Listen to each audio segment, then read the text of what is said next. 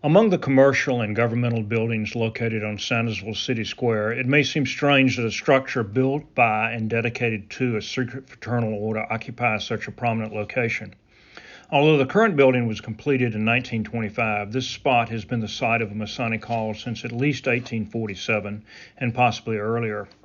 While membership in such fraternal orders is relatively uncommon today, in America of the 1920s it was estimated that half of all adults belonged to one. The details of the original Masonic Hall are unknown other than the fact that it was a wooden building and burned in the Great Fire of 1855 that destroyed much of Sandersville's central business district. From the ashes, a new city square was born, symmetrical in shape and surrounding a large village green on which the courthouse stood. Reflecting the importance of the Masonic Order, a new two-story building, this time made of brick, was constructed and occupied in December 1856. Its facade was modeled on a Greek temple, hence it was referred to as the Masonic Temple. The four fluted columns across the front were made of locally fired, hand-formed bricks topped with ionic capitals. The Masonic Meeting Hall was on the upper floor, accessed by an entrance from the building's south side. The magnificent front, facing the new square, provided entry into the ground floor, which after 1909 was home to the public library and its collection of 7,000 volumes. While the courthouse and most other buildings of the 1856 city square were ordered destroyed by a vengeful federal general William T. Sherman, the Masonic Temple escaped a fiery fate, allegedly because of the general's or other officers' affiliation with the order. Even though the structure remained intact, it, like most other businesses and homes in the city, was ransacked and looted by federal troops. A bit of Masonic regalia, a jewel worshipful master's apron, was stolen by a soldier from Ohio but returned to the lodge years after the war. It currently is in the collection of a local Masonic lodge. In February 1921, a freak midwinter lightning storm ignited a building down the block from the Masonic Temple. Despite efforts of the local fire brigade, the flames spread rapidly and began to engulf the iconic structure as a crowd watched helplessly from the square. Hines Wood, a young lawyer, a Mason, and recent veteran of the trenches of World War I, volunteered to climb into the burning building in hopes of rescuing some of the irreplaceable relics from the county's history dating back to the Revolutionary War displayed in the public library in the Masonic Hall. Risking his life, he was able to recover a drum that had been carried by a soldier from Washington County during several battles of the Civil War.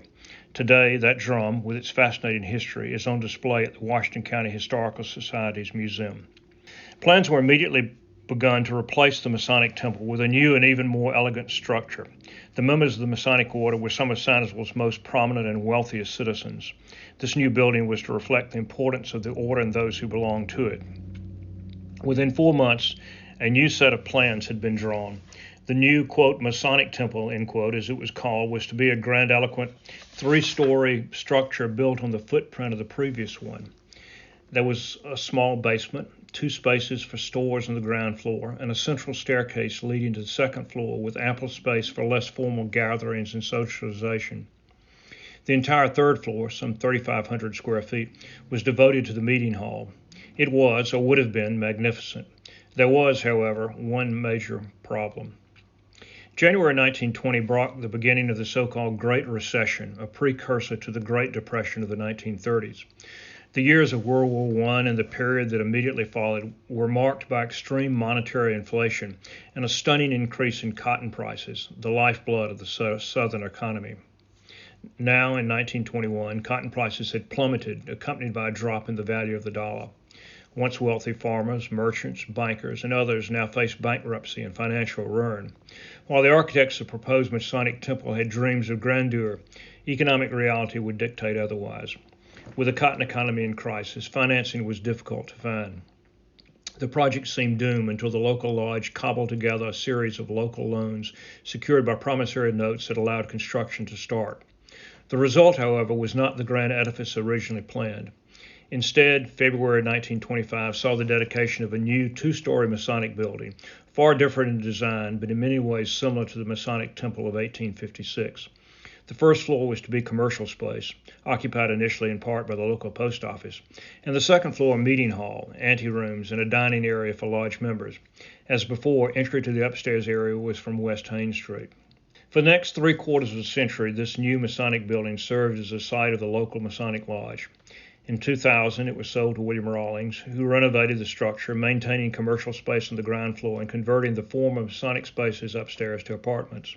This work was done under National Park Service guidelines and was awarded a 2005 Georgia Preservation Award for Excellence in Rehabilitation by the Georgia Trust for Historic Preservation. Its purpose renewed, the Masonic Building continues into the 21st century as an important part of Sandersville City Square.